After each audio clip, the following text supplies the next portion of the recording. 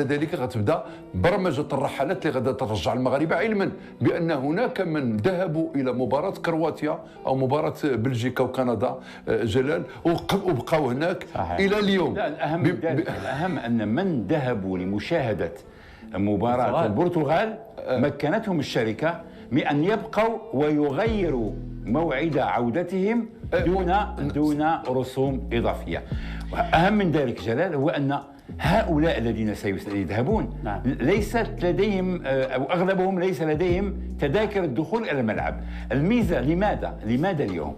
هو لجعل لاعبي المنتخب المغربي يشعرون على أنهم يلعبون في بلدهم، أن يخرجوا من الفندق ويشاهدوا هذه الطوابير التي تقود إلى غاية الملعب، لأن تعرف الدوحة مدينة صغيرة ومن السهل الانتقال من فندق إلى الملعب. ولذلك الجانب النفسي مهم، وهذا ما تم الاشتغال عليه أكثر من الحضور داخل الملعب. غدا إذا أصدقائي عيبدا هاد مباريات نصف النهاية. النصف النهائي الأول هيجمع منتخبين خاضا نهائي آخر يعني كأسي العالم، المنتخب الأرجنتيني في 2014 والمنتخب الكرواتي في آخر الجولة وآخر دورة من المونديال. نخليكم مع التقرير. أرجنتين ميسي أم كرواتيا مودريتش؟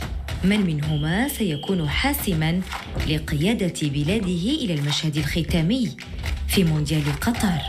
يلتقي منتخب التانغو بوصيف النسخة الماضية، فتتجه الأنظار لكل من النجم ميسي ومودريتش في من سيصنع الفارق ويعبر بمنتخبه إلى النهائي.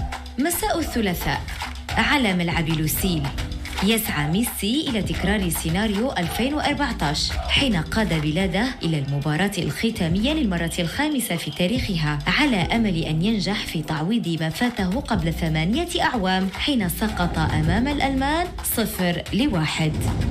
ما حققه النجم الأرجنتيني حتى الآن في المونديال بتسجيل 4 أهداف وصناعته لهدفين يجعله مطالباً بتأكيده، يدرك أنها فرصته الأخيرة لقيادة منتخب بلاده إلى اعتلاء عرش المنتخبات العالمية. هو ذات الأمر الذي تنظر إليه كرواتيا في لاعبها لوكا مودريتش. في النسخة الماضية تمنع اللقب أن يدخل خزانة زملائه بعد الهزيمة أمام فرنسا في النهائي.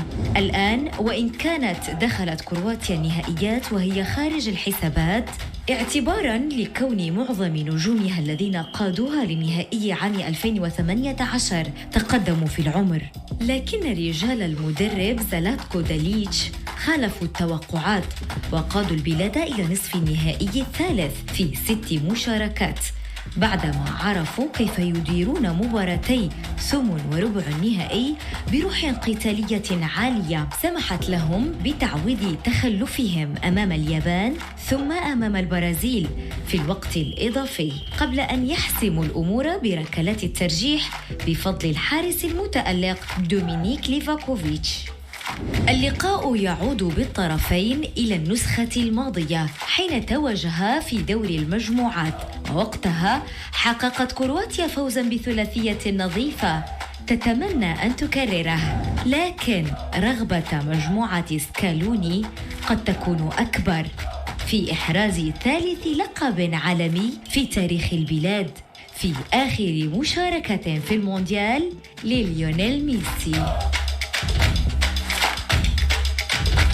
مباراة نصف النهائي الأولى الأرجنتين كرواتيا. لما دخلت يعني كرواتيا هذه النسخة ما كانش يعني معول عليها، الكل كان كيقول يعني أن هاد اللاعبين وهذا الجيل اللي كان يعني وصل حتى اللقاء النهائي في الدورة الأخيرة ربما اليوم ما بقاتش عنده الإمكانيات اللي توصله يدير إنجاز آخر. أنا شفت واحد الإحصائية فاجأتني، المنتخب الكرواتي يشارك للمرة السادسة فقط في المونديال. شحال تكلفة الدومي فينال؟ 3 مرات. ولن ننسى وأنا هنا واجبي أن أذكر من يشاهدنا بأن تاريخ الكرة اليوغوسلافية صنعه اللاعبون الكروات، أي أن أعظم اللاعبين في تاريخ يوغوسلافيا كانوا كروات، وحينما اكتشفنا في كاس العالم 98 بعد انهيار الاتحاد اليوغوسلافي المكون من 6 دول، اصبح المغاربه يعرفون من هو دافور شوكر، من هو يارني، من هو بوبان وما ادراك ما بوبان، لاعبين اخرين، سافيزيفيتش الذي كان يلعب في الميلان، النجم المتألق الذي لعب الى جانب روبرتو باجيو ولعب الى جانب جورج ويا ايضا. كل هذه الاسماء هي اسماء كرواتيا، لذلك لا يستغرب اليوم صحيح ما قدموه في كأس العالم 98 شيء مبهر، ما قدموه في كأس العالم الماضية. أنا أعتقد أن الكروات بدأوا يمتلكون شيء لم يكن لديهم، هو أنهم يبدأون كما كانت تبدأ إيطاليا بهدوء، لا يثير الانتباه، ولكن في المباريات الحاسمة تحدث الشخصية. وصلوا بصعوبة الشخصية، ولكن بصعوبة. ضربات الترجيح أمام اليابان، نحن أيضا وصلنا بضربات الترجيح، نحن أيضا بضربات الترجيح، بمعنى أن قوة المنتخب هو أنه يمتلك أعصابه ويبقى واقفا غير متأثر. شاهدناه في مباراة اليابان الذي أبهرنا في مباراته أمام كل من إسبانيا وألمانيا، شاهدناه في مباراة البرازيل. صحيح أننا نقول الهدف الذي تلقاه المنتخب البرازيلي ما كان يتلقاه لو كان منتخب أوروبي يعرف قيمة الانضباط التكتيكي. نعرف البرازيليين احيانا يلعبون كانوا في كوبا كابانا وليس في مباريات كاس العالم. نمشي عند الزميل بدر، غير نذكر بدر الدين وخالد، انتم عارفين القضيه ان كرواتيا اقل من 5 مليون نسمه، وهم متميزين في العديد من الانواع الرياضيه، في كره السله، في الكره اليد، في كره الطائره، في كره القدم، ودوله صغيره اقل من 5 مليون، يعني 5 مليون نسمه. الحديث السير إدريسي على ميسي، واخر فرصه لميسي السير إدريسي باش يفوز في كاس العالم. ميسي الذي ضاع منه كاس العالم قبل 8 سنوات 2014 بالبرازيل، اليوم كنعتقد على انه كل الارجنتين هي وراء ميسي، كل المنتخب الارجنتيني بمدربه وراء ميسي، على الاقل يعطوه هذا ميزه الشرف المتبقيه له باش تنضاف الى القابه، الى سجل القابه. انا شخصيا المنتخب الارجنتيني لا يروقني كثيرا بطريقه لعبه، لا يمثل هذيك النواه الجميله والابداعيه اللي كانت في المنتخبات الارجنتينيه ولا حتى النواه الصلبه، ولكن هم مقاتلون. يعني أنا أتصور المنتخب الأرجنتيني لا يشبه في أي شيء المنتخب البرازيلي، يمكن المنتخب البرازيلي يتفوق عليه في الخامات الفنية وفي الإبداعات، ولكن من ناحية الالتزام، من ناحية الانضباط، أظن أن المنتخب الأرجنتيني أقوى.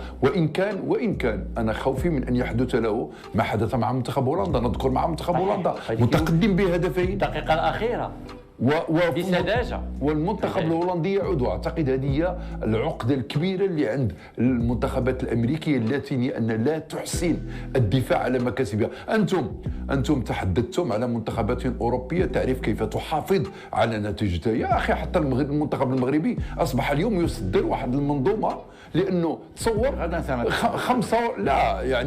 سواء امام منتخب البرتغال لمده 47 دقيقه بدون احتساب الوقت بدل ضائع، والفريق الوطني كيجري التقدم ديالو بطريقه معقلنه وبنظام قوي.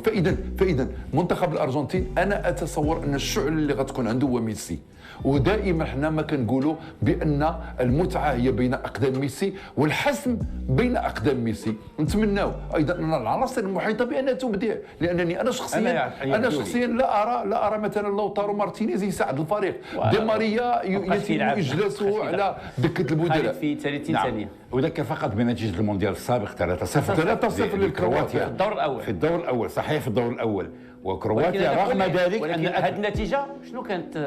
هي اللي فيقات، هي اللي جعلت المنتخب الارجنتيني يواجه فرنسا بدور الثمن طبعا بمباراه تاريخيه 4-3 انا يبدو لي ان اللاعبين الارجنتينيين مشتتين ما بين رغبتهم في الابداع الكروي وبين التزامهم التكتيكي، لذلك نشاهد احيانا شراسه مبالغ فيها. صحيح. وشفنا خالد لاول مره غضب ميسي كان متوتر بشكل كبير، حيث لما سجل الهدف مشى عند لويس فانغال وعمل الاحتفاليه ديال ريكيلمي، لان كانت هناك حسابات قديمه ما بين ريكيلمي والارجنتين وفانغال، وكذلك تهجم ليونيل ميسي على احد لاعبي المنتخب الهولندي في المنطقه المختلطه لما كان حتى ميسي كان ميسي كيجري حوار مع بعض وسائل الاعلام ومشى كيتهجم على لاعب الهولندي. هذا ربما كيبين ولا كيغديو ان ديك درجه التوتر كذلك ربما التعطش ديالو عارف هو لاست تشانس اخر فرصه بالنسبه ليه انه ينتزع هذا اللقب. شكرا جزيلا. هذه اخر فرصه، اخر كلمه البرنامج. شكرا جزيلا لك زميلنا بدر الدين الادريسي. شكرا سيدي خالد.